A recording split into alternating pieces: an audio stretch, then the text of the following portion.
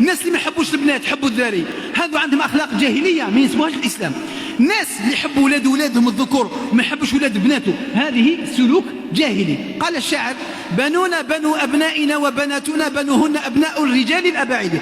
قال لك أنا وليدي، بيقول وليدي يعني نون فامي كما أنا، هذا صح وليدي حفيدي، أما هذا وليد بنتي لا وليد برانية. هذا الجهل هذا، والله ما تدريش كل ينفعك فيهم. هذا راه منسوب إليك لأنك جده مثلا، فلا تدري قد يكون من الصالحين يدعوك دعوة ينقذك، وهذاك ممكن هو اللي يهبلك، هو اللي يخرجك من عقلك. إذا قلنا هذه الأخلاق راها موجودة فينا. النبي عليه الصلاة والسلام جعل تربية البنات من أسباب دخول الجنة، وقاية من النار، وذكرنا في خطبة المؤنسات الغاليات.